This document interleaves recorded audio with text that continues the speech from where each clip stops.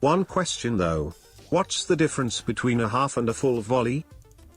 I will gladly answer that question. So a half volley, I believe, is called a drop kick in America, right? Isn't that right?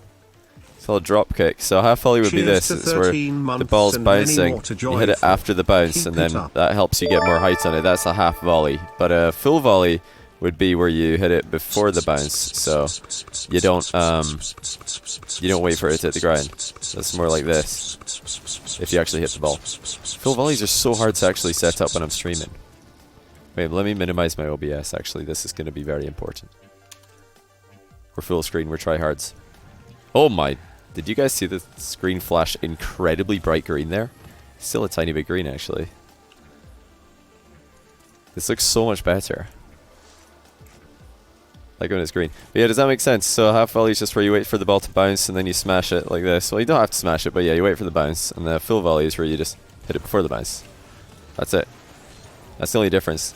But you have to learn half volleys first, I would say, at lower level.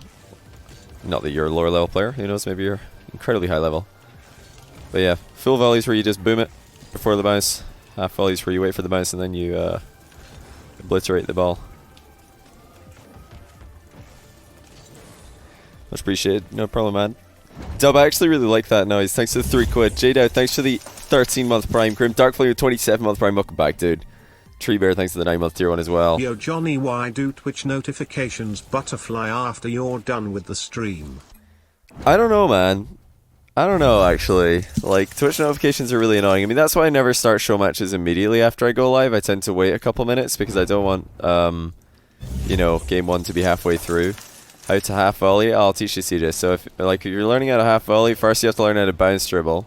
Because if you can't bounce dribble, you're not going to be able to half volley very well. But yeah, after you've got a good bounce dribble started, you can just drive into the ball, you know? You don't even have to... You don't even have to dodge, just drive into it. It's going to help you a lot. Drop kicks in America are where the keeper drops the ball and does not let it bounce. Oh, really? So drop kick is when you don't let the ball bounce? I thought a drop kick was when you did let it bounce. Like, I thought a drop kick was when you did this. Bam. Keep Rocket League alive, Johnny. You're my favorite streamer. Oh, thanks, man. But yeah, I would say if you want to practice your half volleys and your volleys, start off pretty much the same way. Just, you know, you've got to learn how to get a bounce dribble started. You're going to have an easier time half volleying and volleying the ball on target if you have the bounce dribble going off target. That way you can like shoot the ball into the goal from an angle.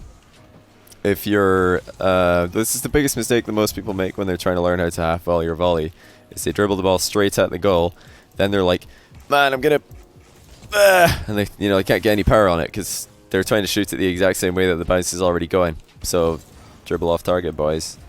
You're gonna have a much better time. Same thing in like 1v1, 2v2, when you got dribbling situations, just try and like dribble off target, and then you can absolutely slam the ball. You can take a much bigger run up and like punt it, yeah. Oh, a punt, I wonder what a drop kick was. A drop kick, I thought drop kicks when you drop the ball and then let it bounce, so you hit it after the bounce, but apparently not. It used to be pretty much, Rocket League used to be pretty much exclusively half volleys in 1v1 until players started, you know, becoming French, and then they were learning that, wait a minute, we just shoot the ball in the volley instead of half volleys. Like Kate up at Fairy Peak basically were like, actually, you know what, all this half volley nonsense, unnecessary. We're just going to hit the ball on the bounce and it'll still look like we've waited for the bounce because we're that good mechanically.